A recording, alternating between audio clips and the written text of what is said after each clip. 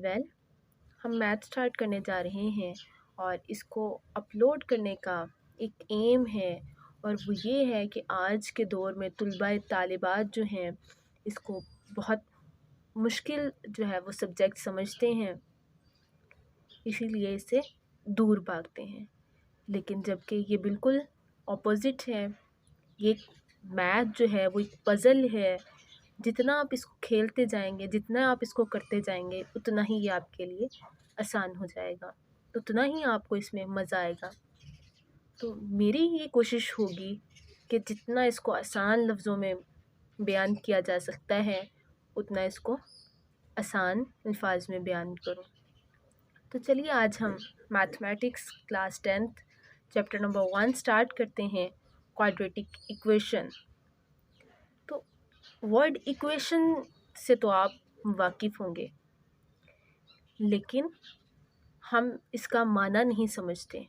इसकी डेफिनेशन तो हमें रट्टी रटाई याद होगी, लेकिन हमें वो समझ नहीं होगी। इसी वजह से जो मैथ है ये हमें डिफ़िकल्ट लगता है। तो चलिए पहले हम डेफिनेशन देख लेते हैं इक्वेशन की कि इक्वेशन है क्या। देखिए इक्वेशन क्या है, पहले देखते हैं व्हाट इज़ इक्वेशन या डिफाइन इक्वेशन। इक्वेशन जो वर्ड है इक्वेट से निकला है। इक्वेशन वर्ड जो है वो इक्वेट से निकला है और इक्वेट का जो मतलब है वो है इक्वल, इक्वालिटी से, इक्वल से। और हम इसको कैसे रिप्रेजेंट करते हैं, इस साइन से, इक्वालिटी साइन से, इक्वल टू के साइन से। चलिए इसकी डेफिनेशन देखते हैं। A mathematical model which represent the relationship between expression. Again repeat करती हूँ, इक्वेशन की ये डेफिनेशन भी है, a mathematical model which represent the relationship between expression. Expression के दरमियान ताल्लुक़ को जो रिप्रेजेंट करता है मैथमेटिकल मॉडल को उसको हम क्या कहते हैं, इक्वेशन कहते हैं। अब एक्सप्रेशन क्या है तो चलिए देखते हैं। हमारे पास है 3 + 7, तो ये क्या है, एक एक्सप्रेशन है। हमारे पास है x + 9, तो ये क्या है, एक एक्सप्रेशन है। ये है मेरे पास x + 9, क्या मैं इसको इक्वेशन कह सकती हूँ? नो, बिकॉज इसमें इक्वालिटी जो है, इक्वालिटी साइन होल्ड ही नहीं कर रहा, तो इसको ये सिर्फ एक एक्सप्रेशन लिखा हुआ है x + 9, इसको मैं क्या कहूँगी, एक्सप्रेशन। अब एक्सप्रेशन भी दो तरह के हैं। पहला जो मैंने नंबर्स में लिखा है हम इसको कहेंगे न्यूमेरिकल एक्सप्रेशन। क्या कहेंगे, न्यूमेरिकल एक्सप्रेशन। और नेक्स्ट जो हमारे पास है x + 9, अब इसमें एक वेरिएबल इन्वॉल्व है तो इसको हम कहेंगे अलजेब्राइक एक्सप्रेशन। क्या कहेंगे, अलजेब्राइक एक्सप्रेशन। और इनमें इक्वालिटी साइन होल्ड नहीं करता तो हम इनको इक्वेशन नहीं कह सकते। अब हमने क्या पढ़ा कि इक्वेशन पढ़े हैं, तो इक्वेशन क्या है, expression between, relationship between expression, expression के दरमियान रिलेशन को जो रिप्रेजेंट करता है उसको हम इक्वेशन करते हैं। अब इक्वेशन क्या है, अब हमारे पास एक एक्सप्रेशन ये है, एक्सप्रेशन x² + 4x, तो ये हमारे पास क्या है, एक एक्सप्रेशन है। ये हमारे पास क्या है, एक एक्सप्रेशन है। और सेकंड एक्सप्रेशन ये हमारे पास क्या है, 5 है। तो इन दो एक्सप्रेशन को रिलेट कर रहा है ये साइन, इक्वालिटी साइन, तो हम इसको क्या कहेंगे, इक्वेशन। तो ये आपने अनगिनत बार इसको देखा होगा, पढ़ा होगा कि ये इक्वेशन है। अब देखें, एक एक्सप्रेशन और दूसरा एक्सप्रेशन, उसके दरमियान जो रिलेशनशिप है उसको हमने क्या कहा, इक्वेशन। तो ये पूरी हमारे पास क्या है, इक्वेशन। अब एक्सप्रेशन में कुछ चीज़ें यूज़ होती हैं।